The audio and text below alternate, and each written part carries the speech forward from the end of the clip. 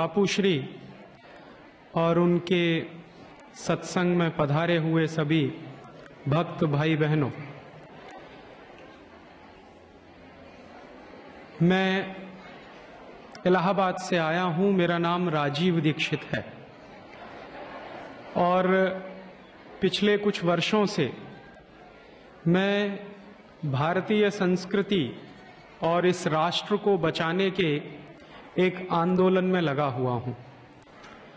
उस आंदोलन का नाम है आज़ादी बचाओ आंदोलन। ये आंदोलन सन 1992 से चल रहा है और जब से ये चल रहा है तब से मैं इसमें लगा हुआ हूं। पेशे से मैं इलेक्ट्रॉनिक्स और टेलीकम्युनिकेशन का इंजीनियर रहा और एक रिसर्च प्रोजेक्ट में मैंने काम किया, लेकिन सन 1992 में अपना सारा काम छोड़कर, अपने कैरियर को छोड़कर, अपने सारे धंधे को छोड़कर राष्ट्र को बचाने के लिए, संस्कृति को बचाने के एक आंदोलन में मैं लग गया। बापू की कृपा हुई, उन्होंने मेरे व्याख्यान की कुछ कैसेट सुनी और उन्होंने जब मेरे व्याख्यान की कैसेट सुनी तो उन्होंने मुझे संदेश भिजवाया। बापूश्री का जो दिल्ली का आश्रम है, वहाँ के साधक भाई बहनों ने मुझे फोन पर संदेशा कहा कि बापू का सत्संग का कार्यक्रम है और उसमें आपको जरूर जाना है। वैसे आज मुझे जलगांव जाना था, लेकिन बापूश्री के कल के आदेश पर मैंने मेरे जलगांव का कार्यक्रम रद्द किया और आपके बीच आया। मैं आपसे 2-3 बातें कहूंगा कि इस देश की इस समय की हालत क्या है। कल मैंने पहली बार पूज्य बापू के दर्शन किए। उसके पहले मैंने उनके कैसेट सुने थे, उनके बारे में सुना था, लेकिन दर्शन का लाभ कल मिला और कल लगभग 40 मिनट मैं उनके साथ रहा। तो 40 मिनट मुझे बापू का जो सानिध्य मिला, उसमें उन्होंने जो कहा वैसी ही बात मैं कहने की कोशिश कर रहा हूं सारे देश में, शायद अपनी भाषा में। बापू ने मुझको कहा, और कल बापू का जो कार्यक्रम था बोंटा में, वहां भी उन्होंने कहा कि ये 50 साल की आजादी आई है या सारे देश की बर्बादी हुई है। तो मैं यहीं से मेरी बात शुरू कर रहा हूं जो कल बापू ने कही मुझसे कि सच में 50 साल की आजादी आई है या हमारी बर्बादी ज्यादा हुई है। पिछले 50 साल में जो आजादी हमको मिली है, उस आजादी का मतलब क्या है? एक तरफ तो सरकार कहती है और देश के सारे माहौल में यह बताने की कोशिश की जा रही है कि भारत की आजादी के 50 साल पूरे हो गए, और दूसरी तरफ सारा देश जिस तरह से चल रहा है, जो हालात हैं पूरे देश के, वो ये बताते हैं कि ये जो 50 साल की आजादी है, ये तो भारत के पिछले 500 साल की गुलामी से भी ज्यादा बुरी है। और मैं भी यही बात कह रहा हूं जो बापू कह रहे हैं कि आजादी के 50 साल पूरे हुए हैं या गुलामी के 500 साल पूरे हुए हैं। और जब मैं ये कहता हूं कि गुलामी के 500 साल पूरे हुए हैं, तो कुछ लोग मुझसे कहते हैं कि राजीव भाई आप ऐसा क्यों बोलते हैं? तो उसके पीछे कुछ गंभीर कारण हैं और उसके पीछे कुछ ठोस सच्चाइयां हैं। ये 500 साल की गुलामी की बात क्या है? आज से लगभग 500 साल पहले एक परदेशी आया था हमारे देश में, उसका नाम था वास्को डिगामा। 20 मई 1498 को वास्को डिगामा भारत में आया, और वास्को डिगामा जो भारत में आया, वहां से भारत की गुलामी की एक नींव पड़ी। पुर्तगालियों ने हमारे देश को गुलाम बनाया। वास्को डिगामा पुर्तगाल से आया था, और इस देश में इतिहास में जो गलत काफी हम पढ़ते हैं और पढ़ाते हैं, तो हमको इतिहास में यह पढ़ाया जाता है कि वास्को डिगामा भारत की खोज करने के लिए आया था। यह बात सच नहीं है। वास्तविकता यह है कि वास्को डिगामा इस देश को ईसाई बनाने के लिए आया था, और वास्को डिगामा को ईसाईयत का प्रचार करने के लिए हिंदुस्तान में भेजा गया था। और वो कौन सी ऐसी बात है जिससे यह पता चलता है? सन 1492 का एक दस्तावेज मेरे पास है, एक डॉक्यूमेंट मेरे पास है सन 1492 का। और वो जो सन 1492 का दस्तावेज है वो पुर्तगाल का एक डॉक्यूमेंट है, पोर्चुगीज भाषा में लिखा हुआ है। वो 1492 का जो दस्तावेज है वो कहता क्या है? 1492 के दस्तावेज में दो बातें हैं जो समझने की हैं। पहली बात यह है कि उस जमाने में जो ईसाईयत का धर्मगुरु होता था, जो पोप होता था, उसने एक आदेश जारी किया सारी दुनिया में। और वो आदेश क्या जारी किया? 1492 में ईसाईयत के धर्मगुरु पोप द्वारा जो आदेश जारी किया वो पोर्चुगीज भाषा में लिखा हुआ है। उस आदेश में उसने ये कहा कि 1492 के बाद सारी दुनिया को दो हिस्सों में बांट दिया जाए। दुनिया का एक हिस्सा होगा पूर्वी हिस्सा और दुनिया का दूसरा हिस्सा होगा पश्चिमी हिस्सा। तो दुनिया के पूर्वी हिस्से को ईसाई बनाने का काम और दुनिया के पूर्वी हिस्से को लूटने का काम पुर्तगाली लोग करेंगे और दुनिया के पश्चिमी हिस्से को ईसाई बनाने का काम और लूटने का काम स्पेन के लोग करेंगे। उस जमाने में यूरोप में दो ही देशों की बड़ी शक्ति होती थी, या तो स्पेन एक शक्तिशाली देश था या फिर पुर्तगाल एक दूसरा शक्तिशाली देश था। तो पोप ने यह जो आदेश जारी किया, उस आदेश के बाद पुर्तगाली लोग दुनिया के पूर्वी हिस्से को ईसाई बनाने के लिए और लूटने के लिए निकले और उन्हीं लोगों ने वास्को डिगामा के माध्यम से हिंदुस्तान में ईसाईयत का प्रचार और हिंदुस्तान को लूटने का काम शुरू किया। तो उस आदेश के बाद, पोप के आदेश के बाद वास्को डिगामा भारत में आया हमको लूटने के लिए और ईसाई बनाने के लिए, और कोलंबस अमेरिका गया अमेरिका को ईसाई बनाने के लिए और लूटने के लिए। अमेरिका की जो मूल प्रजा थी, उस मूल प्रजा का नाम था रेड इंडियन। उस मूल प्रजा को मार पीट कर ईसाई बनाने का काम कोलंबस ने शुरू किया और स्पेन के लोगों ने धीरे धीरे करके अमेरिका के काफी रेड इंडियन को ईसाई बना दिया और जो बच गए रेड इंडियन उनको उन्होंने गुलाम बना लिया। ऐसा ही काम वास्को डिगामा ने हमारे देश में शुरू करवाया। तो मैं जो कहता हूं वो ये कि 500 साल पहले एक गुलामी की शुरुआत इस देश में हुई और वो गुलामी की नींव डाली वास्को डिगामा ने पूर्वी भारत में, माने पूर्वी दुनिया के हिस्से में, भारत जिसका एक अंग है, और पश्चिमी हिस्से में कोलंबस ने। और वो गुलामी चलती रही। पुर्तगालियों ने इस देश में गोवा नाम के राज्य पर करीब 450 साल तक शासन किया। गोवा जो हमारे देश का हिस्सा है वो गोवा पुर्तगालियों के कब्जे में रहा। और जहां हम लोग बैठे हैं दमन और द्वीप, ये भी पुर्तगालियों के कब्जे में रहा। 1510 से लेकर 1961 तक लगभग 451 साल ये पूरा का पूरा इलाका पुर्तगालियों का गुलाम रहा। बाकी का हिंदुस्तान 1947 में आजाद हो गया था, लेकिन गोवा 1961 में आजाद हो पाया पुर्तगालियों की गुलामी से। दमन और द्वीप की भी यही हालत हुई। तो हमारे ऊपर एक गुलामी लदी वास्को डिगामा के आने से, और वो गुलामी लगभग 450 साल चली। और वो जो 450 साल की गुलामी थी उसमें देश का हर तरफ से पतन हुआ। पुर्तगालियों ने हमारी आर्थिक संपत्ति को लूटा। उसके बाद इस देश में फ्रांसीसी घुस गए, उन्होंने इस देश को लूटा। फिर उसके बाद इस देश में डच लोग घुस गए, उन्होंने इस देश को लूटा।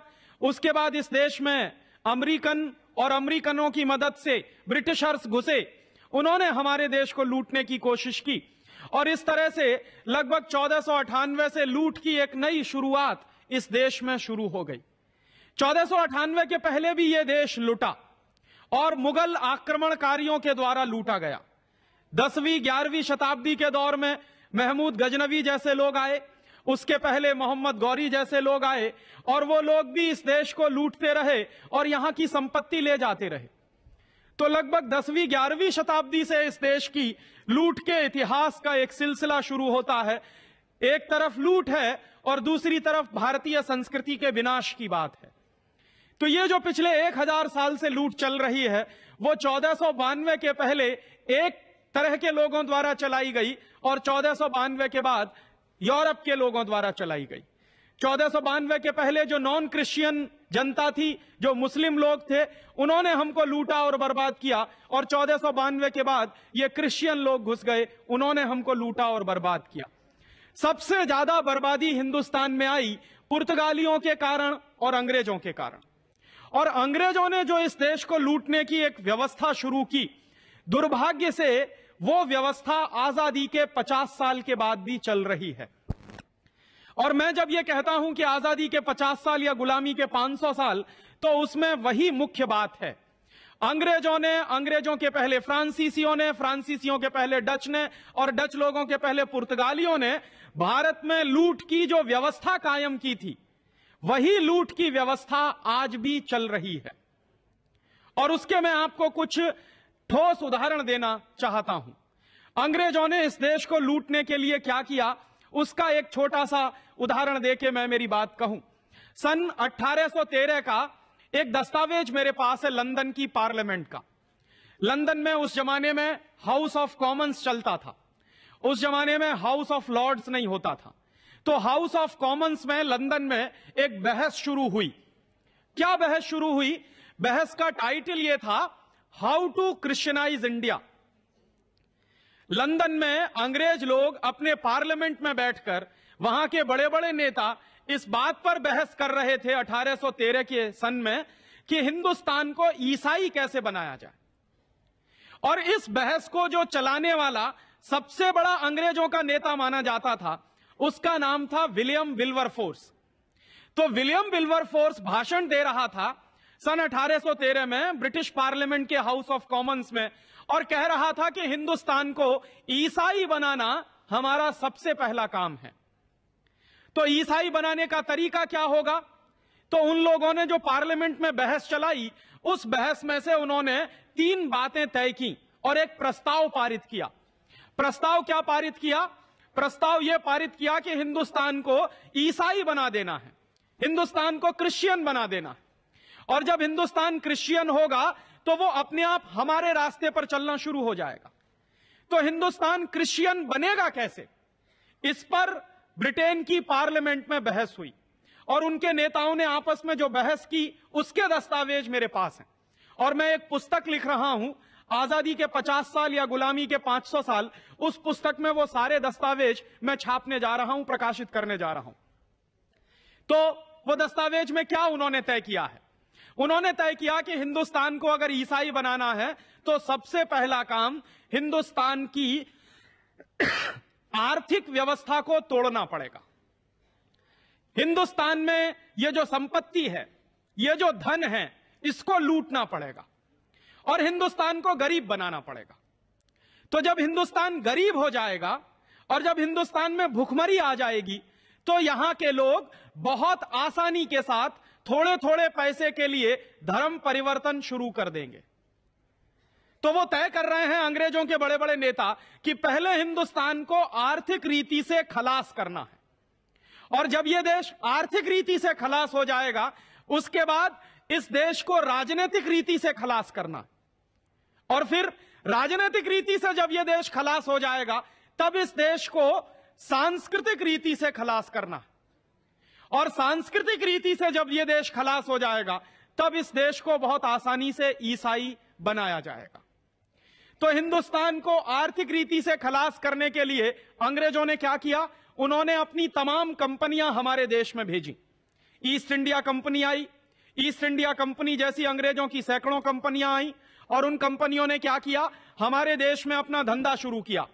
तो क्या होता था कि अंग्रेजों की कंपनियों का माल बिकता था और हिंदुस्तान के गांव-गांव में अंग्रेजों का माल बिकने लगा, और जब हिंदुस्तान के गांव-गांव में अंग्रेजों का माल बिकने लगा, तो हमारे देश के लोग अंग्रेजों का माल खरीदने लगे, और अंग्रेजों का माल खरीदकर हमारे देश का पैसा लंदन जाने लगा।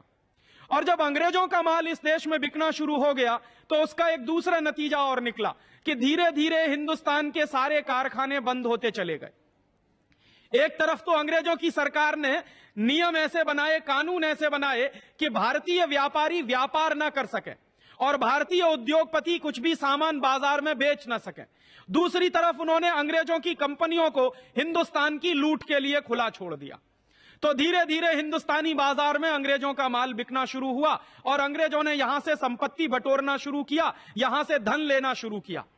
अंग्रेजों के कुछ आंकड़े बताते हैं कि ईस्ट इंडिया कंपनी उस जमाने में हमारे देश में जब धंधा करती थी, उसका कुछ माल बिकता था, तो एक साल में ईस्ट इंडिया कंपनी यहां से करीब 70 करोड़ पाउंड के बराबर की संपत्ति ले जाती थी। ये 70 करोड़ पाउंड की जो संपत्ति जाती थी उस जमाने में, आज से लगभग 200 साल पहले, ये कितनी होती होगी? अगर आज के हिसाब से हम हिसाब लगाएं तो 70 करोड़ में 56 का गुणा करना पड़ेगा, क्योंकि एक पाउंड में इस समय लगभग 56 रुपया बैठता। तो करोड़ों रुपए की लूट हमारी होती थी। अंग्रेजों ने एक दूसरा काम और किया कि हिंदुस्तान के व्यापारियों का माल हिंदुस्तान के बाजार में बिकने ना पाए, इसके लिए उन्होंने हिंदुस्तानी व्यापारियों पर तमाम तरह के टैक्स लगा दिए। हिंदुस्तान में अंग्रेजों की सरकार ने टैक्स लगाया, जो सबसे पहला वो था एक्साइज का tax, excise duty. Excise duty क्यों लगाई उन्होंने कहा कि हिंदुस्तान के व्यापारी जो माल बनाते हैं उस माल के उत्पादन पे कर लगाओ। फिर उसके बाद अंग्रेजों ने एक दूसरा फैसला किया कि हिंदुस्तानी व्यापारी जो माल पैदा करते हैं उस पे कर देंगे, और फिर उस माल की जब बिक्री होगी बाजार में तो उस पर भी कर लगा दो। तो उन्होंने माल की बिक्री पे सेल्स टैक्स लगा दिया।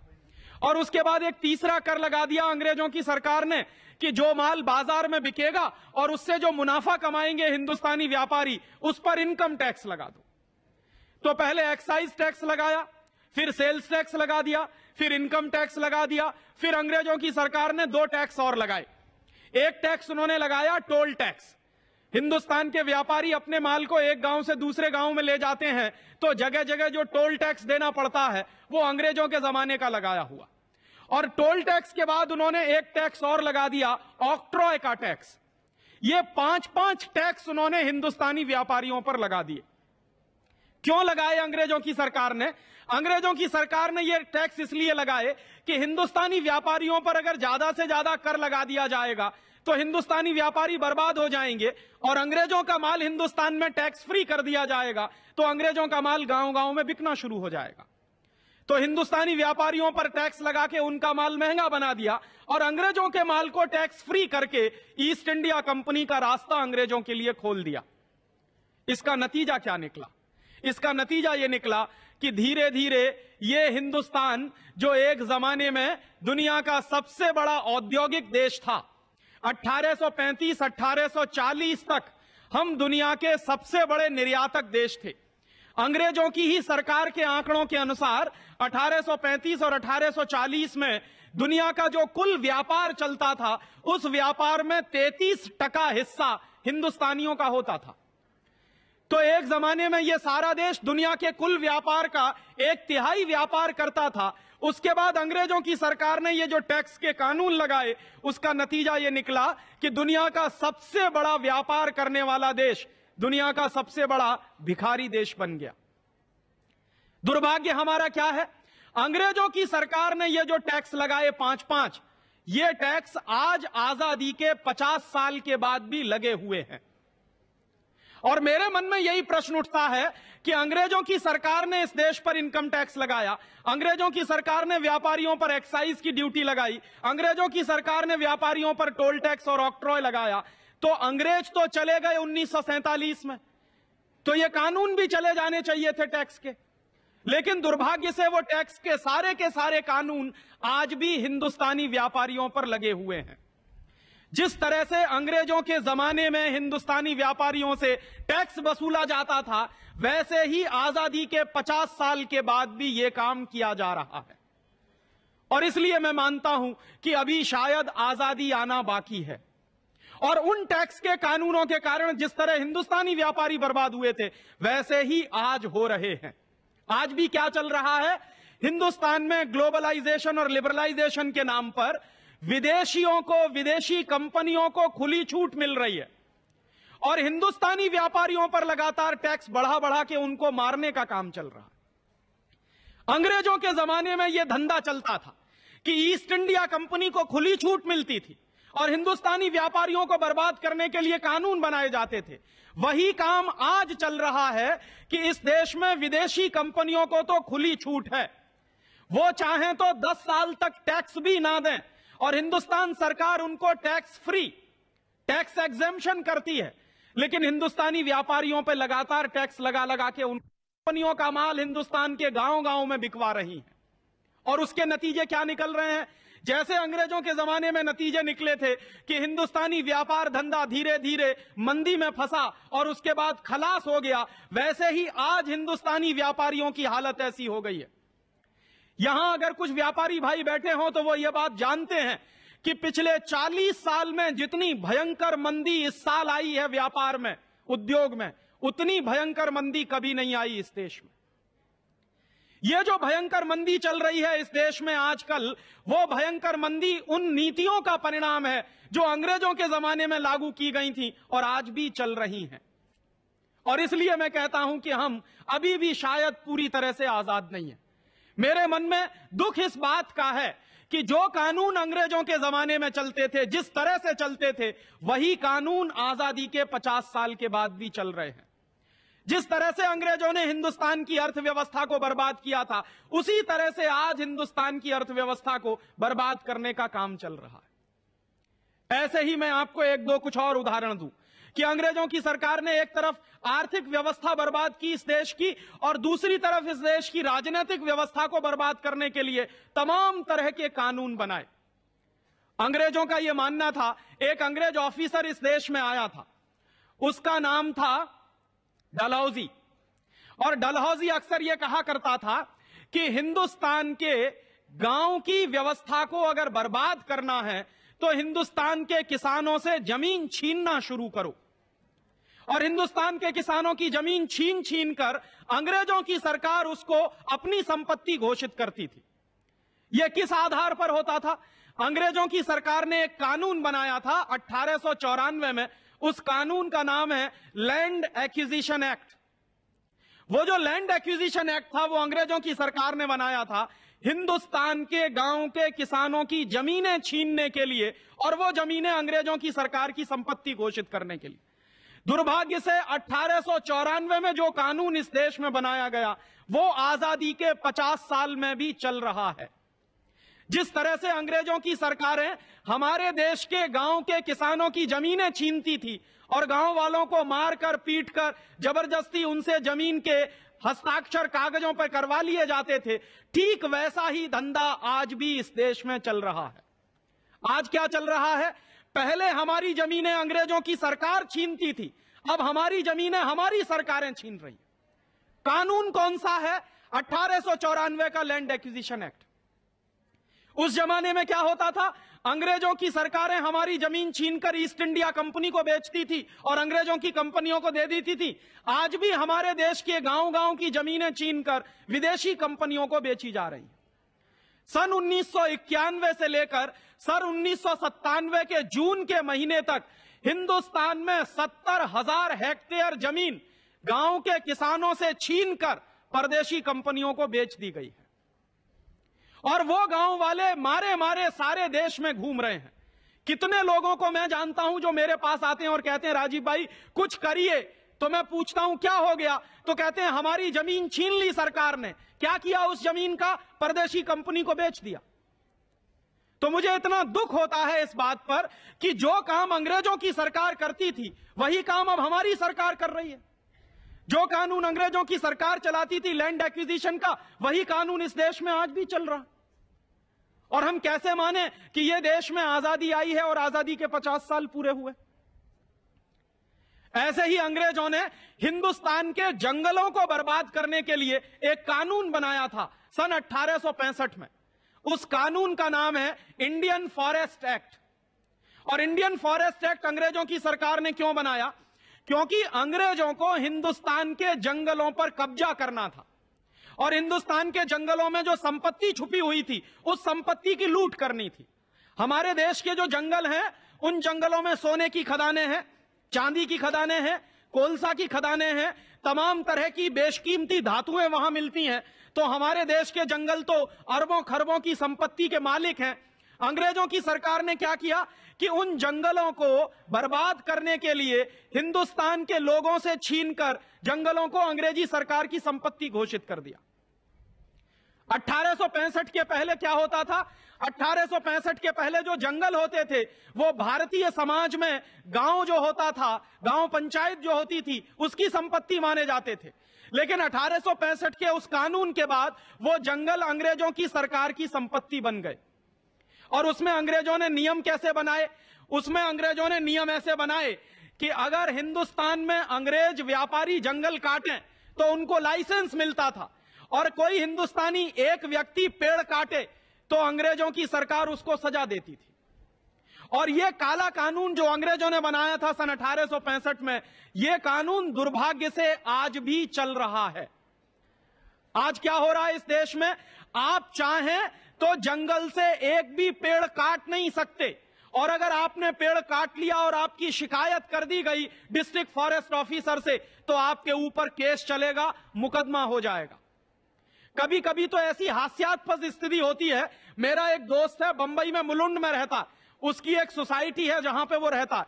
उस सोसाइटी में क्या हुआ कि दीवार के बीच में से एक पेड़ पैदा हुआ और उस पेड़ ने दीवार को तोड़ना शुरू कर दिया। उस मुलुंड के भाई ने वो पेड़ काट दिया, उसकी शिकायत हो गई डिस्ट्रिक्ट फॉरेस्ट ऑफिसर से, तो उसको जेल हो गई। और एक दिन वो मेरे पास आया कि राजीव भाई, मैंने मेरे घर में लगाया हुआ पेड़ जो मुझे परेशानी कर रहा था वो काटा, तो मुझ पर शिकायत हुई और मुझे जेल हो गई। तो मैंने कहा, दुर्भाग्य तुम्हारा यह है कि ये जो कानून है जिसके आधार पर तुमको जेल हुई, ये अंग्रेजों के जमाने का बनाया हुआ है। और दूसरे बाजू में हमारे देश में क्या होता है? तमाम परदेशी कंपनियां हैं हमारे देश में जो सिगरेट बनाती हैं, और इस देश में सिगरेट बनाने वाली बड़ी बड़ी कंपनियां हर साल सैकड़ों करोड़ पेड़ काटती हैं, क्योंकि सिगरेट बनाने के लिए जो कागज चाहिए वो पेड़ काटने से ही बनता है। तो सिगरेट बनाने के लिए परदेशी कंपनियां हर साल सैकड़ों करोड़ पेड़ काटती हैं, उनको लाइसेंस मिला हुआ है, लेकिन कोई हिंदुस्तानी भाई अगर एक पेड़ काटे तो उसको जेल हो जाती है। कानून कौन सा है? अंग्रेजों के जमाने का बनाया हुआ। शोषण क्या चल रहा है? जो अंग्रेजों के जमाने में शोषण चलता था वैसा ही शोषण आज चल रहा। जो जंगल पहले गांव समाज की संपत्ति होते थे, गांव की संपत्ति होते थे, उनको अंग्रेजों की सरकार ने अपनी संपत्ति बना लिया, और वही आज भी चल रहा है इस देश में। तो मुझे लगता था कि 1865 का वो कानून जो अंग्रेजों ने चलाया इस देश में, वो 1947 में खत्म हो जाना चाहिए था, क्योंकि अंग्रेज चले गए 1947 में, लेकिन वही आज भी चल रहा है। और इसलिए मैं कहता हूं कि जो अंग्रेजों के जमाने की गुलामी थी, वही गुलामी आज भी चल रही है।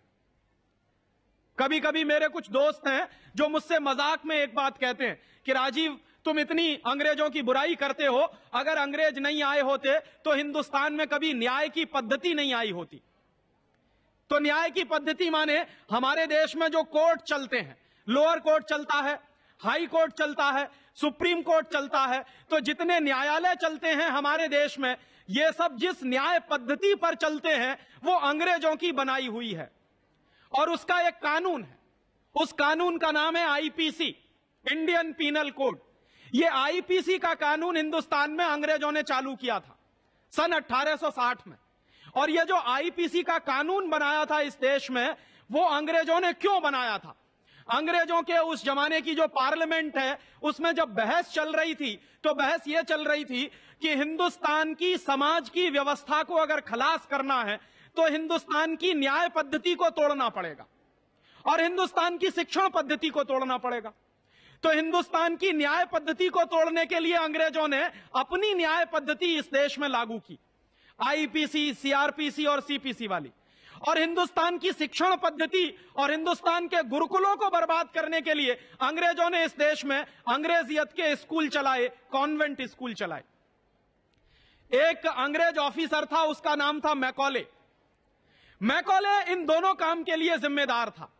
मैकॉले अक्सर यह कहा करता था कि जिस समाज से न्याय खत्म हो जाता है वो समाज बर्बाद हो जाता है, और जिस समाज से शिक्षण खत्म हो जाता है वो समाज भी बर्बाद हो जाता है। तो मैकॉले ने दोनों ही काम किए। भारतीय समाज से न्याय व्यवस्था खत्म करने के लिए उसने अंग्रेजों की न्याय पद्धति चालू की। वही न्याय पद्धति आज भी चल रही है इस देश में। 1860 में आईपीसी कानून बना था। पता नहीं 1860 में हमारे देश की क्या हालत थी। वो 1860 का कानून, आज से लगभग 140 साल पुराना कानून आज भी चल रहा है इस देश में। और उसमें व्यवस्था क्या है? मेरे बहुत सारे दोस्त मुझको ये कहते हैं कि अगर अंग्रेज नहीं आए होते तो ये तुम्हारे देश में जो न्याय पद्धति आई है ये नहीं आई होती। तो मैं अक्सर लोगों से एक कहानी कहता हूं कि इस देश में जब अंग्रेज नहीं आए थे तो कैसी न्याय पद्धति चलती थी, और जब अंग्रेज आ गए तो कौन सी न्याय पद्धति चलती है। आपने शायद सुना होगा, एक कहानी है राजा चंद्रगुप्त विक्रमादित्य की। हमारे देश के इतिहास में चंद्रगुप्त विक्रमादित्य का काल जो है स्वर्ण काल माना जाता, सुवर्ण युग माना जाता, सबसे अच्छा समय माना जाता। क्यों माना जाता है? क्योंकि हमारे इतिहास में हमने ये पढ़ा कि राजा जो चंद्रगुप्त विक्रमादित्य था वो बहुत न्यायप्रिय राजा था। उसके राज में कभी किसी के साथ अन्याय नहीं होता था। तो वो जो न्यायप्रिय राजा था वो न्याय कैसे करता था और आज न्याय कैसे होता है अंग्रेजों की पद्धति से, ये दोनों बात मैं तुलना के रूप में आपसे कहना चाहता हूं। एक बार क्या हुआ, चंद्रगुप्त विक्रमादित्य के राज में दो बहनों में झगड़ा हो गया। एक बहन कहती थी, एक बच्चा था, और दो बहन कहती थी कि ये मेरा है। एक बहन कहती थी मेरा है, दूसरी बहन कहती थी मेरा। अब ये जब झगड़ा हुआ तो ये मुकदमा राजा के दरबार में पहुंचा। राजा के दरबार में जब ये मुकदमा पहुंचा तो राजा ने कहा एक बहन से कि सिद्ध करो कि ये बच्चा तुम्हारा है। तो एक बहन खड़ी हो गई और उसने सिद्ध कर दिया कि बच्चा उसका है। राजा ने दूसरी बहन को कहा कि अब तुम सिद्ध करो कि यह बच्चा तुम्हारा है।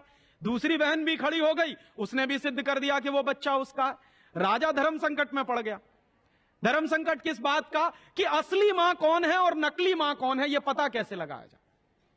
थोड़ी देर के बाद राजा के मन में एक विचार आया। उसने कहा कि अच्छा ऐसा करो, तलवार ले आओ और इस बच्चे को आधा आधा काटो, आधा एक मां को दे दो, आधा दूसरी मां को दे दो। तो जैसे ही जल्लाद तलवार लेकर आया और बच्चे को काटने के लिए राजा ने तलवार उठाई, वैसे ही असली मां खड़ी हो गई और असली मां ने कहा कि नहीं, बच्चे को काटो मत, चाहो तो पूरा का पूरा दूसरी बहन को दे दो। राजा समझ गया कि जो असली मां है वो अपनी आंखों के सामने अपने बच्चे को कटता हुआ नहीं देख सकती, भले ही वो दूसरे के पास चला जाए, कम से कम जिंदा तो रहेगा। राजा को जब यह पता चला कि असली मां वही है जिसने ये कहा कि बच्चे को काटो मत, तो उसने क्या किया कि नकली मां से बच्चा लेकर असली मां को दे दिया। यह न्याय राजा के दरबार में 3 मिनट के अंदर हो गया। माने यह केस गया राजा के दरबार में, 2 महिलाओं का मुकदमा था, 3 मिनट के अंदर चंद्रगुप्त विक्रमादित्य ने न्याय कर दिया और बच्चा किसका है यह फैसला हो गया। अंग्रेजों की न्याय पद्धति जो चलती है, उस न्याय पद्धति में अगर आप इस केस को लेकर सुप्रीम कोर्ट चले जाइए, हाई कोर्ट चले जाइए या किसी लोअर कोर्ट में चले जाइए, तो मैं आपको गारंटी से कह सकता हूं कि कम से कम आपको 20 साल लग जाएगा। यह तय नहीं हो पाएगा कि कौन असली मां है और कौन नकली मां है। जब चंद्रगुप्त विक्रमादित्य का राज चलता था तो किसी भी मुकदमे का फैसला 3 मिनट में होता था और न्याय मिलता था। आज अंग्रेजों की न्याय पद्धति चलती है, आईपीसी की, सीआरपीसी की, सीपीसी की, तो 20-20 साल लग जाते हैं और फैसला नहीं हो पाता कि कौन अपराधी है और कौन अपराधी नहीं है। तो जब अंग्रेज नहीं आए थे तो ऐसी न्याय पद्धति हमारे देश में चलती थी, और जब अंग्रेज आए तो उन्होंने भारतीय न्याय पद्धति का सत्यानाश कर दिया, और दुर्भाग्य से वही न्याय पद्धति ये चल रही है इस देश में। यह न्याय पद्धति क्या है? इसमें किसी को न्याय नहीं मिलता, मुकदमे का फैसला होता है कानून के आधार पर। अगर वो कानून गलत है तो गलत फैसला होगा। कानून बनाता कौन है? कानून बनाते हैं हमारे पार्लियामेंट में बैठे हुए बड़े बड़े चोर और बदमाश।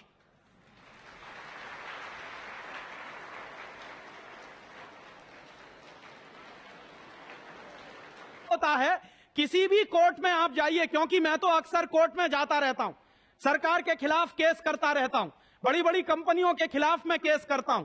हमेशा मुझे एक ही बात सुनाई देती है न्यायालय में कि हम लोग फैसला करते हैं कानून के आधार पर। तो हमारे न्यायालय में क्या होता है? कानून के आधार पर फैसला होता है, ना कि न्याय मिलता है। जैसे मैं आपको उदाहरण दूं, हमारे देश में एक कानून है। क्या कानून है? 16 साल से ऊपर की अगर गाय है या बैल है तो उसको काट देना चाहिए, यह कानून है। अब आप मुझे यह बताइए कि 16 साल से ऊपर की गाय और बैल को काट देना चाहिए, कानून यह कहता है। क्यों कहता है? तो वो कहते हैं कि वो बूढ़ी हो गई है, तो इसके हिसाब से तो बूढ़े मां बाप हैं, उनको भी काट देना चाहिए क्योंकि वो भी बूढ़े हो गए। तो कानून तो यह है कि 16 साल से ऊपर के गाय और बैल कट सकते हैं, लेकिन ये गाय और बैल अगर कटते हैं तो न्याय कहां होता है? कानून का पालन तो होता है, लेकिन न्याय कहां है इसमें? क्योंकि प्रकृति में कोई भी जीव अगर बना है तो भारतीय संस्कृति के अनुसार किसी भी जीव की हिंसा करने का अधिकार हमको नहीं है। चींटी को भी मेरी मां आटा डालती है। एक दिन मैंने मेरी मां से पूछा कि तुम चींटी को आटा क्यों डालती हो, कीड़ी को आटा क्यों डालती हो? तो उसने कहा कि मैं मेरे धर्म का पालन करती हूं। तो जिस देश में कीड़ी को आटा डालने से धर्म का पालन होता हो, उस देश में गाय बैल काटे जाते हैं कानून के आधार पर। यह न्याय कहां है? यह तो सरासर अन्याय है। और गाय बैल काटने के लिए कानून किसने बनाया है? अंग्रेजों ने बनाया है। 1850 के आसपास से अंग्रेजों की सरकार ने इस देश में गाय काटने के लिए कत्ल कारखाने खोले। क्यों खोले? अंग्रेजों का यह मानना था कि जो गाय है वो हिंदुस्तान के समाज का केंद्र बिंदु है। क्यों? क्योंकि मेरे हिंदू धर्म में और हिंदू धर्म की मान्यताओं के अनुसार यह कहा जाता है कि गाय में 33 करोड़ देवी देवता रहते हैं और गाय का दान इस देश में सबसे बड़ा दान है। मरते समय आदमी को कहा जाता है कि गाय का दान करके जाओ, तो वो जो गाय का दान कर रहा है माने 33 करोड़ देवी देवताओं का वंदन कर रहा है।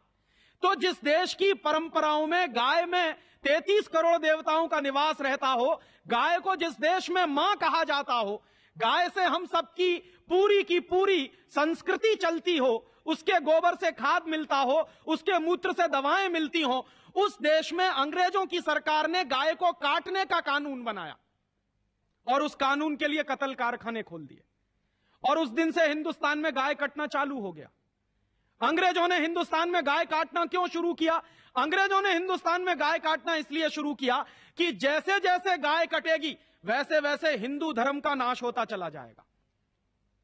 और हिंदू धर्म का नाश ही नहीं होगा, बल्कि भारत की जो कृषि की पद्धति है, यहां के किसानों को जो खाद मिलता है, उसके मूत्र से जो फर्टिलाइजर बनता है वो भी नहीं मिलेगा। तो हिंदुस्तानी खेती बर्बाद होती चली जाएगी, गाय भी बर्बाद होती चली जाएगी। उसके कुछ साल के बाद अंग्रेजों की सरकार ने एक दूसरा कानून बना दिया कि गाय से ज्यादा नंदी को काटो, बुल को काटो। नंदी जो भगवान शंकर का इस देश की मान्यताओं के अनुसार वाहन है, जो हर शंकर के मंदिर के बाहर आपको मिलेगा, उस नंदी को काटने का कानून अंग्रेजों की सरकार ने चलाया। और अंग्रेजों की सरकार क्या कहती थी कि अगर नंदी खत्म हो जाएगा तो गाय नहीं रहेगी, और अगर नंदी खत्म हो जाएगा गाय नहीं रहेगी, बची हुई गाय को हम काट देंगे तो हिंदुस्तानी लोग वैसे ही सांस्कृतिक रूप से गुलाम होते चले जाएंगे और हिंदुस्तानी व्यवस्था से अंग्रेजियत की व्यवस्था में आते चले जाएंगे। दुर्भाग्य से वो कानून अंग्रेजों की सरकार ने चलाए थे और उस जमाने में अंग्रेजों की सरकार ने 350 कत्ल कारखाने खोले थे उस कानून के आधार पर। आज क्या हालत है आपको मालूम है? 1947 में हम आजाद हो गए और 1947 में जब हम आजाद हुए तो मुझको लगता था कि अंग्रेजों के जमाने का ये जो गाय को काटने का कानून है, नंदी को काटने का कानून है और वो जो 350 कत्ल कारखाने हैं वो सब बंद हो गए होंगे, क्योंकि अंग्रेजों की सरकार तो अत्याचारी सरकार थी। वो सरकार तो इस देश को बर्बाद करने के लिए बनाई गई थी, तो इसलिए वो कानून तो खत्म हो गए होंगे। लेकिन मैं आपको आज बहुत ही दुख और दुर्भाग्य से कह रहा हूं कि अंग्रेजों के जमाने में तो 350 कत्ल कारखाने थे। आज आजादी के 50 साल में 1997 में इस देश में 36,000 कत्ल कारखाने हैं। माने उस जमाने में गाय कम कटती थी, 350 कत्ल कारखाने थे। अब आजादी के 50 साल में उससे ज्यादा कटती है और 36,000 कत्ल कारखाने। कानून कौन सा है? अंग्रेजों के जमाने का बनाया हुआ गाय के कत्ल का कानून। अंग्रेजों की सरकार क्या कहती थी कि कुछ लोगों को गाय का कत्ल करके मांस बेचना है और उनको अपनी जीविका चलानी है। तो वो कहते थे कि हर व्यक्ति को जीविका चलाने का फंडामेंटल राइट है, तो जो लोग गाय का मांस बेचकर जीविका चलाते हैं उनको भी जीविका चलाने का अधिकार है। यही बात हिंदुस्तान की सरकार आज कहती है कि जो कत्ल कारखाने चल रहे हैं उनके आधार पर जिन लोगों की जीविका चल रही है उनको जीविका चलाने का अधिकार है। क्यों? क्योंकि फंडामेंटल राइट है। कहां से मिल गया है ये फंडामेंटल राइट? अच्छा, तो ताजमहल को धुआं न लग जाए इसलिए 4 लाख आदमी को बेरोजगार कर, ये सवाल आता है। जीविका चलाने का सबको अधिकार है, तो ताजमहल को फैक्ट्रियों का धुआं खराब न कर दे ताजमहल, तो अच्छा रखने के लिए आदेश। और इसी से जुड़ी हुई एक दूसरी बात कि जब मैकॉले कहा करता था यह बात कि भारत की न्याय पद्धति का नाश हो जाएगा तो भारतीय समाज टूट जाएगा, ऐसे ही मैकॉले एक बात और कहता था। मैकॉले की लिखी हुई एक चिट्ठी है मेरे पास, उसकी फोटोकॉपी। लंदन में एक लाइब्रेरी है, उसका नाम है इंडिया ऑफिस लाइब्रेरी, वहां से मैंने निकलवाई है। इंडिया ऑफिस लाइब्रेरी में से ऐसे कुछ 50,000 से ज्यादा डॉक्यूमेंट्स मैं निकाल के लाया और वहां के कई लोगों की मदद से हमने वो निकलवाए हैं। तो उनमें एक चिट्ठी है मैकॉले की, वो उसके अपने पिताजी को उसने लिखी है। जब वो यहां ऑफिसर बन के आया है तो मैकॉले क्या लिख रहा है कि भारतीय समाज को अगर बर्बाद करना है तो भारतीय न्याय पद्धति बर्बाद करो। तो वो करने के लिए उसने आईपीसी बना दिया, सीआरपीसी बना दिया, सीपीसी बना दिया और बर्बाद हुई। दूसरी बात वो कहता था कि भारतीय समाज को बर्बाद करना है तो भारतीय शिक्षण पद्धति का नाश करो। तो मैकॉले कहा करता था कि जो भारतीय शिक्षण पद्धति है, वो खुद मानता था इस बात को, यह दुनिया की सबसे ज्यादा विकसित और सबसे अच्छी पद्धति। क्या होता था? यहां गुरुकुल चलते थे, गुरुकुलों में विद्यार्थी पढ़ते थे और विद्यार्थी 20 साल तक, 25 साल तक ब्रह्मचर्य का पालन करते हुए शिक्षा ग्रहण करते थे, संस्कार मिलते थे और वो संस्कार लेकर समाज में जाते थे। उन्हीं संस्कारों से संस्कृति बनती थी और वही संस्कृति भारतीय संस्कृति कहलाती थी। ऋषि थे, मुनि थे, बड़े बड़े ज्ञानी थे, महात्मा थे, वो गुरुकुलों को चलाया करते थे और सारे के सारे गुरुकुल जो चला करते थे उनमें वेदों का अध्ययन, पुराणों का अध्ययन, उपनिषदों का अध्ययन, जो भारतीय ज्ञान है, जो भारतीय मनीषा है, उन्हीं सब का अध्ययन संस्कृत के माध्यम से कराया जाता था। मैकॉले ने क्या किया कि गुरुकुलों का नाश अगर करना है तो उसने एक कानून बनाया।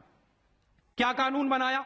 संस्कृत में जितने विद्यालय इस देश में चलते थे हिंदुस्तान में अंग्रेजों के जमाने में, उन सबको उसने इल्लीगल घोषित किया, गैर कानूनी। और उसने प्रतिबंध लगा दिया कि संस्कृत भाषा के माध्यम से कोई भी गुरुकुल चलेगा उसको अंग्रेजी सरकार मान्यता नहीं देगी। तो मान्यता किसको देगी? अंग्रेजी के माध्यम से जो कॉन्वेंट स्कूल चलेंगे उनको अंग्रेजी सरकार मान्यता देगी। और उसके लिए बाकायदा उसने कानून बनाया। उस कानून का नाम है इंडियन एजुकेशन एक्ट। और यह इंडियन एजुकेशन एक्ट लागू हुआ 1858 में, आज से लगभग 140 साल पहले। तो 140 साल पहले जो कानून लागू हुआ था अंग्रेजों के जमाने में, वही कानून आज भी चल रहा है। उस कानून के आधार पर मैकॉले ने क्या किया? संस्कृत के माध्यम से चलने वाले गुरुकुलों को बर्बाद कर दिया, कानून बना के उनको बंद करा दिया।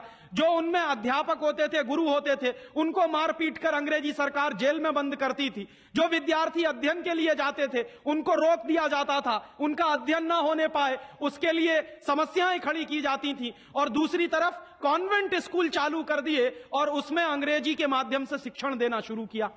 एक दिन उसने अपने बाप को चिट्ठी लिखी और इस चिट्ठी में उसने ये लिखा कि मैंने हिंदुस्तान में एक ऐसी शिक्षण पद्धति पैदा कर दी है जिसमें अगर हिंदुस्तानी विद्यार्थी पढ़ेंगे तो पढ़कर निकलने के बाद वो शरीर से हिंदुस्तानी होंगे, दिमाग से सब अंग्रेज हो जाएंगे। वो देख रहे हैं, अभी देख रहे हैं। तो शरीर से हिंदुस्तानी और दिमाग से अंग्रेज। तो मैकॉले दूसरी बात लिख रहा है उस चिट्ठी में कि जब वो शरीर से हिंदुस्तानी और दिमाग से अंग्रेज हो जाएंगे तो अंग्रेजों के हिसाब से सारे काम करेंगे। और वो विद्यार्थी जब कॉन्वेंट स्कूल में से निकलेंगे तो सबसे ज्यादा गालियां भारतीय संस्कृति को देंगे, सबसे ज्यादा गालियां अपने मां बाप को देंगे। कैसे? मॉम और डैड कह के। डैड माने होता है मरा हुआ,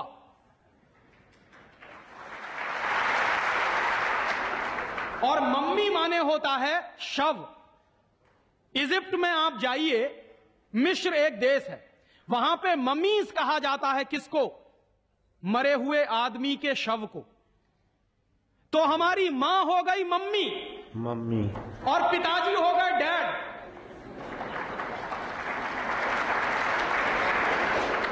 आया कहां से ये? मैकॉले ने डाल दिया हमारे दिमाग में। और मैं ये कहता हूं कि मैकॉले तो मर गया, उसका बाप भी मर गया, सब मर गए, भगवान उनकी आत्मा को शांति दे, लेकिन उसकी जो आत्मा है वो हम सब में प्रवेश कर गई है। और कैसे प्रवेश कर गई है? मैं आपको ये इतिहास की सच्चाई बता रहा हूं कि जिस जमाने में मैकॉले ने इस देश में सबसे पहला कॉन्वेंट स्कूल खोला था कलकत्ता में, वो कॉन्वेंट स्कूल चला नहीं, बंद हो गया। क्यों बंद हो गया? क्योंकि कोई भी भारतीय मां बाप अपने बच्चे को कॉन्वेंट में पढ़ाने को नहीं भेजता था।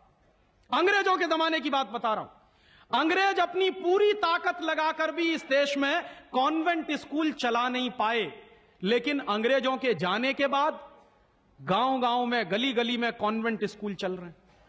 और ऐसे मम्मी डैडी पैदा हुए हैं इस देश में जो बच्चे का जन्म लेने के पहले रजिस्ट्रेशन करवाए आते हैं कॉन्वेंट स्कूलों।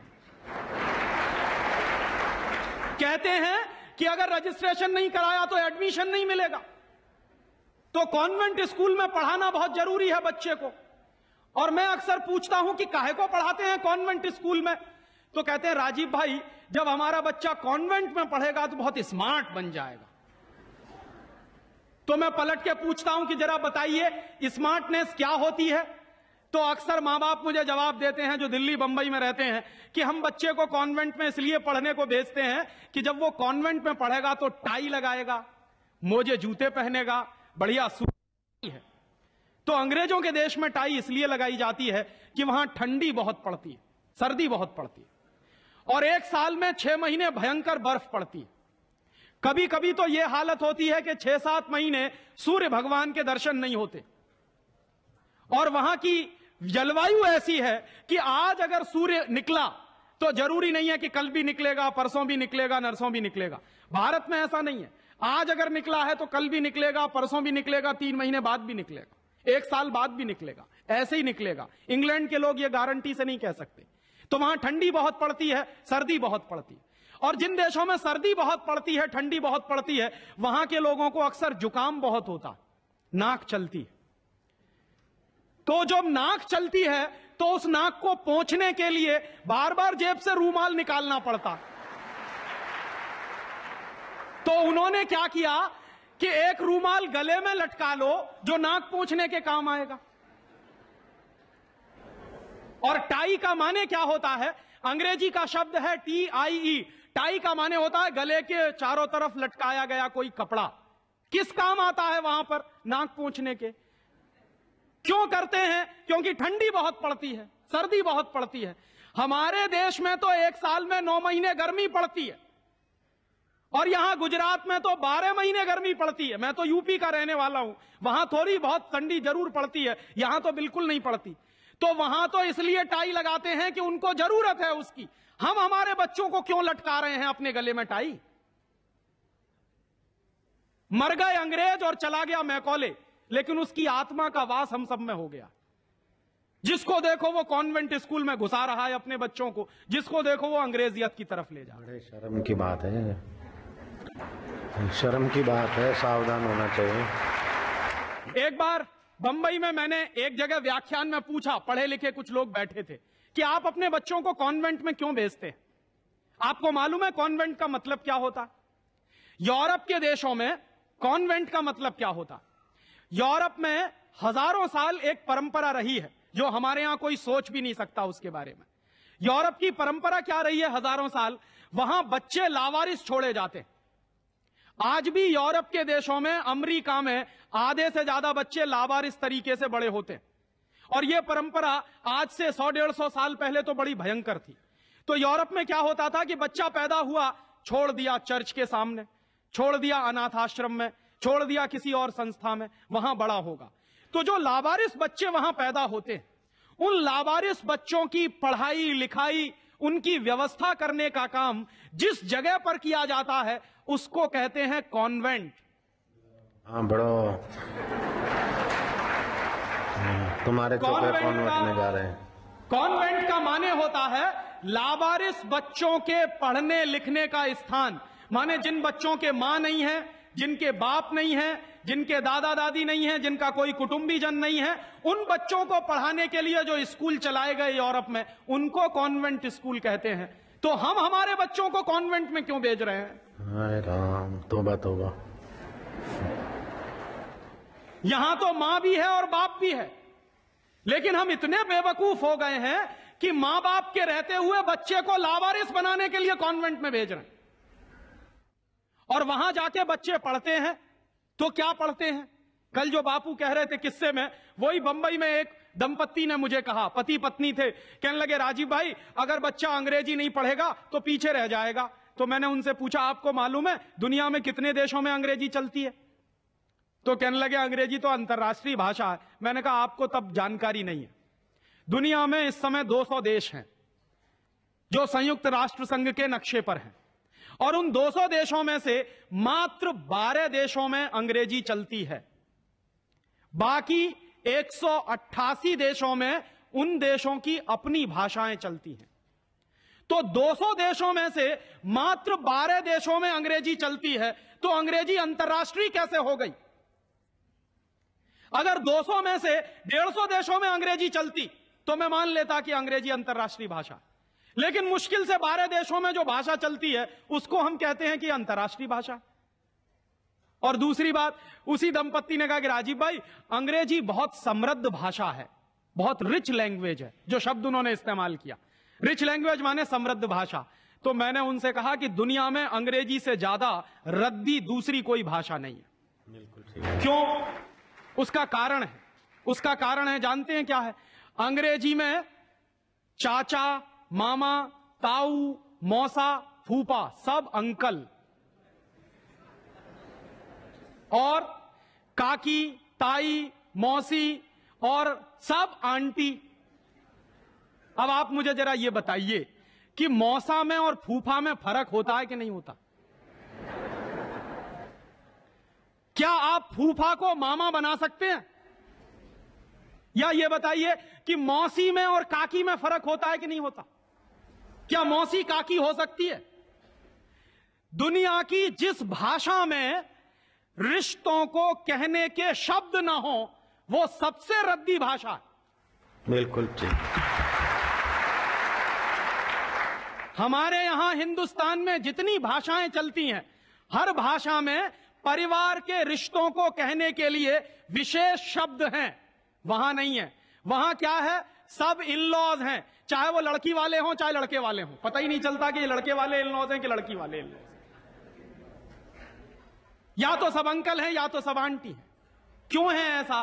क्योंकि अंग्रेजी भाषा में रिश्तों को कहने के लिए शब्द नहीं है। कारण क्या है? अंग्रेजी भाषा में शब्दों की बहुत कमी है। और अंग्रेजी भाषा में शब्दों की कितनी कमी है? अगर मूल रूप से देखा जाए तो अंग्रेजी भाषा में मात्र 2600 शब्द हैं कुल मिला के।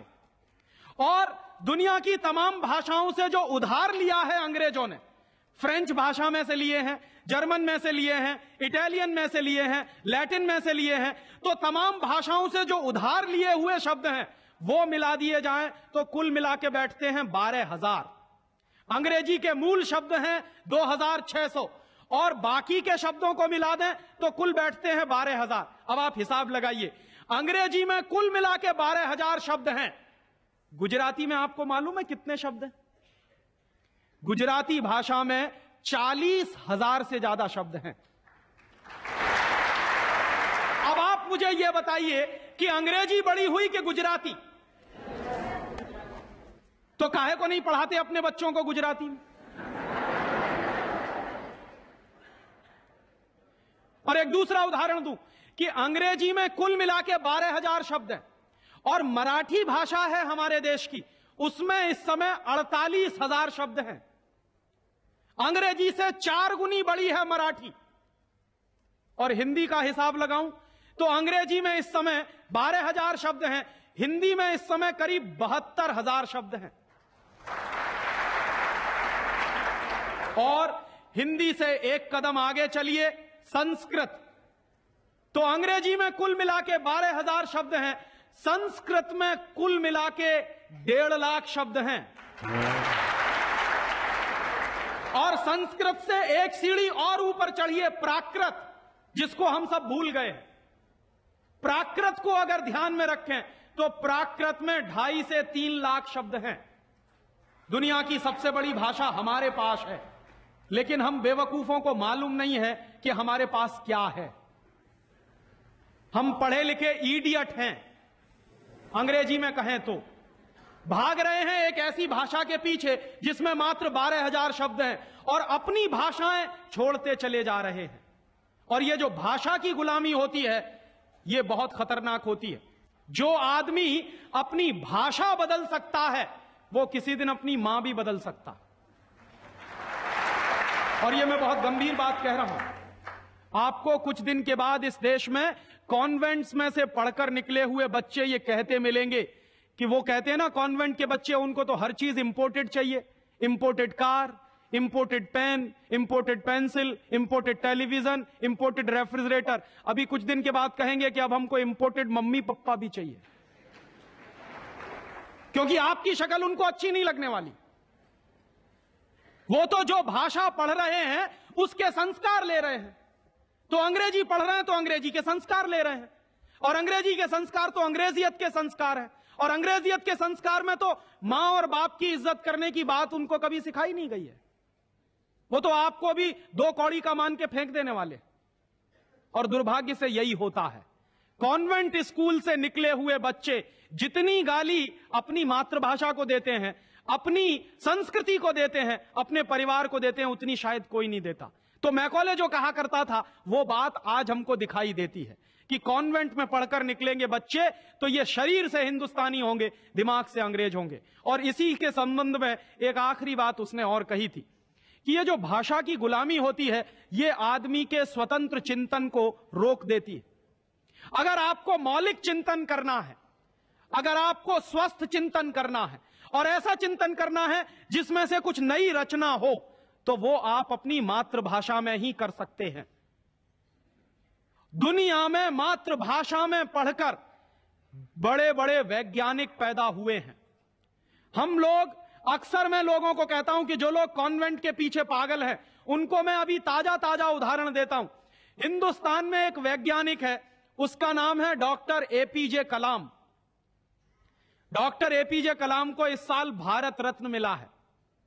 और डॉक्टर एपीजे कलाम हिंदुस्तान के जिंदा रहने वाले वैज्ञानिकों में इस समय सबसे ऊपर के व्यक्ति हैं। आपको मालूम है, डॉक्टर कलाम की पूरी शिक्षा तमिल में हुई है, अंग्रेजी उन्होंने पढ़ी नहीं है। बहुत वर्षों के बाद उन्होंने थोड़ी अंग्रेजी पढ़ी है काम चलाने के लिए। बचपन से उनकी पूरी शिक्षा उनकी मातृभाषा में हुई है। वो तमिल अच्छी जानते हैं, मलयालम अच्छी जानते हैं, और हिंदुस्तान में आज वो सबसे ऊंची श्रेणी के वैज्ञानिक हैं जिनको भारत रत्न मिला।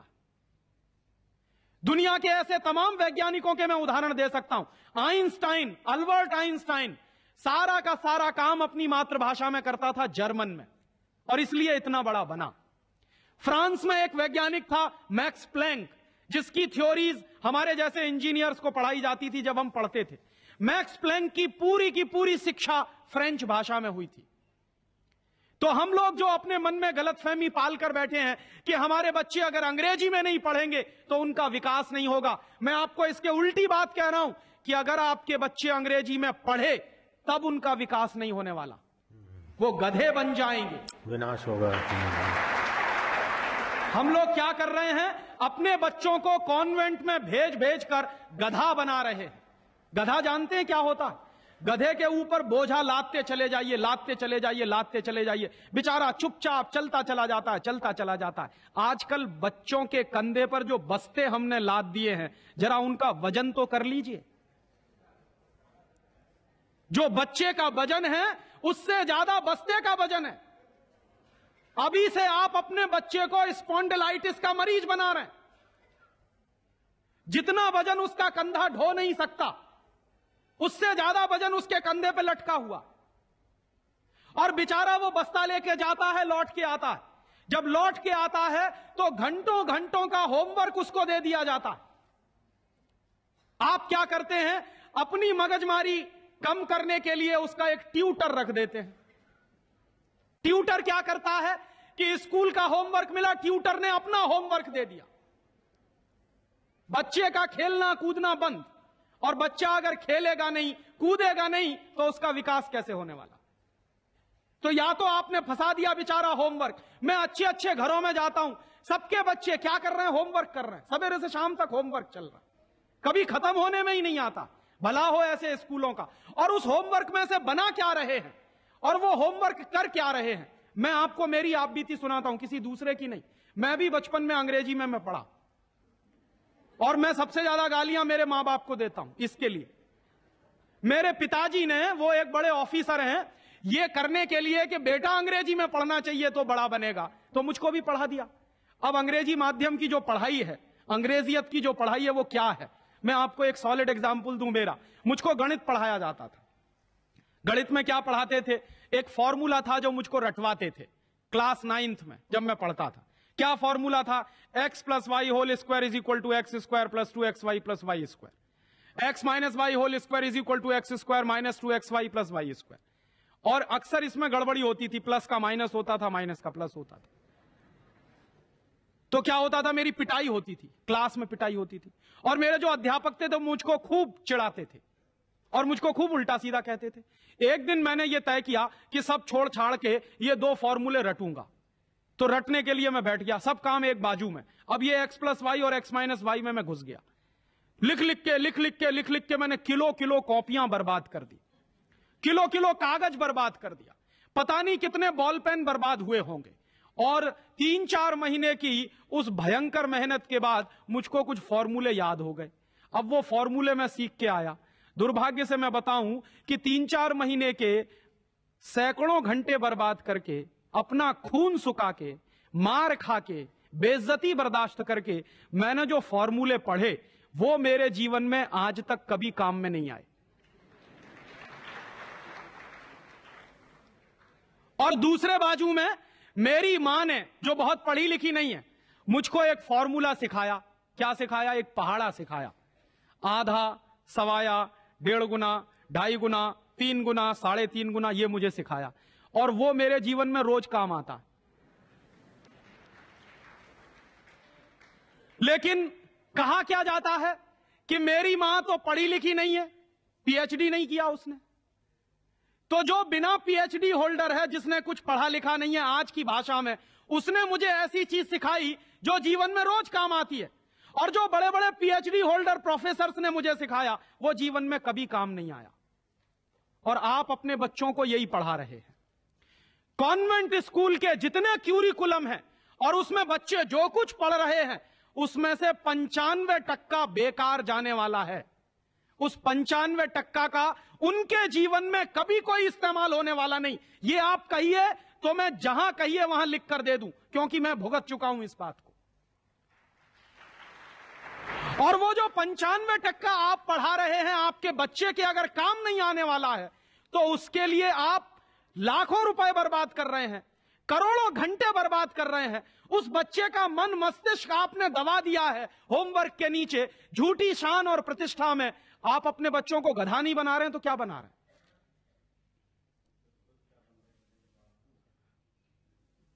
तो आप पूछेंगे क्या करें, तो मैं आपसे एक बुद्धिमानी की बात निवेदन करना चाहता हूं। वो निवेदन यह करना चाहता हूं कि जितनी जल्दी हो अपने बच्चों को इन कॉन्वेंट स्कूलों में से बाहर निकाल लीजिए। और बढ़िया बात है। ये कॉन्वेंट स्कूल में इसलिए भी भेजना बंद करिए कि भारतीय संस्कृति में पिता सिर्फ एक होता है, लेकिन कॉन्वेंट स्कूल में एक फादर भी होता है। इस बात की गंभीरता को समझिए कि भारतीय संस्कृति में पिता एक ही होता है, लेकिन कॉन्वेंट स्कूल में जब बच्चे जाते हैं तो एक दूसरा फादर भी होता है। तो पिता के साथ ये फादर कहां से आ गया?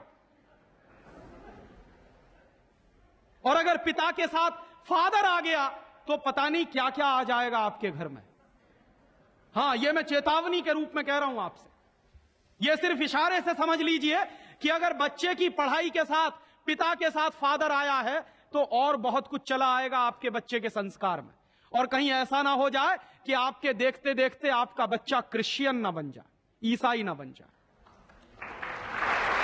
इसलिए मैं आपसे एक निवेदन तो यह करने आया कि जितनी जल्दी हो कॉन्वेंट स्कूलों से बच्चे निकाल लीजिए, और एक दूसरा निवेदन और करने आया हूं, जितनी जल्दी हो कॉन्वेंट स्कूलों को डोनेशन देना बंद करिए। हमारा हजारों हजारों रुपए का डोनेशन कॉन्वेंट स्कूलों में जाता।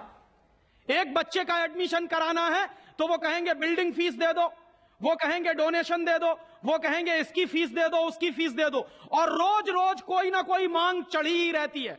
आज फलाना डे, आज धमाका डे, आज ये ले आओ, कल वो ले आओ। बर्बादी हमारी, माने हम हमारे दुश्मन को अपना पैसा दे रहे हैं। दुनिया में ऐसे बेवकूफ लोग मैंने कहीं नहीं देखे जो अपने दुश्मन को अपने घर का पैसा देते हो। आप जानते हैं कि कॉन्वेंट स्कूलों में से निकलने वाले बच्चे भारतीय संस्कृति के विरोधी होने वाले हैं और उनको यूरोप की संस्कृति सिखाई जा रही है, उसके लिए पैसा हम खर्च कर रहे हैं अपने हाथों से। तो भगवान के लिए, भारतीय संस्कृति को बचाने के लिए अपने बच्चों को कॉन्वेंट में से बाहर निकालिए और अपने बच्चों के नाम पर ये उनको जो डोनेशन दे रहे हैं आप कॉन्वेंट स्कूलों को, वो बंद करिए। और मैं आपको पूरे विश्वास से ये कहना चाहता हूं कि आपके बच्चे अगर मातृभाषा में पढ़ेंगे तो सबसे ज्यादा विद्वान बनने की क्षमता है उनमें। और ये क्यों है? दुनिया के सारे मनोवैज्ञानिक एक ही बात पर अब पहुंचे हैं, जो बात हमारे लोग बहुत पहले से कह गए, अभी यूरोप के लोग आज उस निष्कर्ष पे पहुंचे। क्या कहते हैं? बच्चा अगर मातृभाषा में पढ़ता है तो उसको जो सुविधाएं मिलती हैं, जो फायदा होता है, वो दूसरी भाषा में नहीं मिलती। जैसे उदाहरण के लिए मैं आपको बताऊं और आप इसको प्रयोग के रूप में करिए। आपकी मातृभाषा अगर गुजराती है और आप अपने बच्चे को गुजराती में पढ़ाइए तो कोई सवाल आप उसको दीजिए गुजराती में याद करने के लिए, जितनी जल्दी वो याद कर लेगा उस सवाल को, अगर वही सवाल आप अंग्रेजी में दीजिए उसको तो कम से कम 6 गुना समय लगेगा उसको। अगर वो 1 घंटे में गुजराती में कोई चीज याद करेगा तो 6 घंटे लगेंगे उसको अंग्रेजी में याद करने के लिए। और अंग्रेजी में भी उसको याद नहीं होगा, वो रटेगा पोपट की तरह से। जैसे पोपट होता है ना, रट लेता है, वैसे ही रटेगा। और रटने के बाद क्या करेगा? इम्तिहान में लिख कर आएगा। इम्तिहान में लिख कर आया, उसके 2 दिन बाद पूछिए कि तुमने परसों क्या लिखा है, उसको कुछ याद नहीं। ऐसे ज्ञान का करेगा क्या वो? जो ज्ञान उसको 2 दिन भी याद ना रहे, जो जानकारी उसको 2 दिन भी याद नहीं रहने वाली, उस जानकारी का वो अपने जीवन में करने वाला क्या है? और इसके दूसरी तरफ आप ये करके देख लीजिए, छोटी छोटी कहानी, छोटे छोटे किस्से, छोटी छोटी कथाओं के माध्यम से, मातृभाषा के माध्यम से आप उसको कोई बात सिखा दीजिए, वर्षों वर्षों जिंदगी भर उसको वो बात याद रहेगी। मुझे भी याद है, मेरी दादी मां ने कहानी के माध्यम से जो संस्कार मुझ में दिए हैं वो अभी भी मुझे याद है। लेकिन मेरे स्कूल में जो संस्कार मुझे दिए गए वो मैं भूल चुका हूं, क्योंकि विदेशी भाषा में मैंने लिए। तो ये खराब होता है। और एक इसी के साथ एक आखिरी निवेदन कि अंग्रेजों ने जिस तरह से बर्बाद किया है भारतीय समाज को, कम से कम अब अगर हमको ये चेतना आती है तो इसको हम बचाएं। मुझे लगता है कि सबसे बड़ा काम और सबसे पहला काम कॉन्वेंट स्कूलों के बंद कराने का, और वो हम सब मिलकर ही कर सकते हैं, अकेला कोई नहीं करेगा। अगर हम सब कॉन्वेंट स्कूलों का बहिष्कार करने का संकल्प ले लें तो फिर से नए गुरुकुल खड़े हो सकते हैं। जो दान आप कॉन्वेंट स्कूलों को देते हैं वो दान अगर गुरुकुलों को मिलना शुरू हो जाए तो गुरुकुल चलने भी शुरू हो जाएंगे, उनको प्रतिष्ठा भी मिल जाएगी, उनको सम्मान भी मिल जाएगा। अगर हमारी गलती से बर्बादी आई है तो वो गलती आज हम सुधार लें। और ऐसे ही एक दूसरी आखिरी बात कि अंग्रेजियत हमारे मन में बहुत गहरे घुस गई है, और ये अंग्रेजियत जो होती है बहुत खराब होती है। कई बार मैं कहता हूं कि अंग्रेजी भाषा से ज्यादा खतरनाक है अंग्रेजियत। महात्मा गांधी अक्सर ये कहा करते थे कि अंग्रेज चाहे तो रहें लेकिन अंग्रेजियत जानी चाहिए। ये अंग्रेजियत क्या है? हमारे सबके घरों में, सबके मन में एक तरह का लालच बैठ गया है। हर एक आदमी को इस देश में इंपोर्टेड माल चाहिए, विदेशी कंपनी का माल। किसी भी साधारण से साधारण बच्चे को कहो कि देखो मेरे पास इंपोर्टेड पेन है, तुरंत हाथ फैला देगा, लाओ दे दो। वो बच्चा चाहे जितना पढ़ा लिखा हो, माने इंपोर्टेड के नाम पर भीख मांगने में भी शर्म नहीं आती। उसी बच्चे को आप कहिए कि भगवान का प्रसाद है तो हाथ पीछे खींच लेगा, इंपोर्टेड पेन है तो तुरंत हाथ फैला देगा। गुलामी इतने गहरे बैठ गई। और ये जो इंपोर्टेड माल की गुलामी होती है, इसी गुलामी ने हमारे देश को बर्बाद किया है। अंग्रेजों के जमाने में इस देश में अंग्रेजों का माल बिकता था इसलिए कि अंग्रेजों की गुलामी चलती थी, इसलिए क्योंकि अंग्रेजों की कंपनियां यहां चलती थी। दुर्भाग्य से आज वही फिर हो गया है। गांव गांव में परदेशी कंपनियां घुस गई हैं, परदेशी कंपनियों का माल घुस गया है। हम सबके घरों में परदेशी कंपनियों का माल आता है। सवेरे से लेके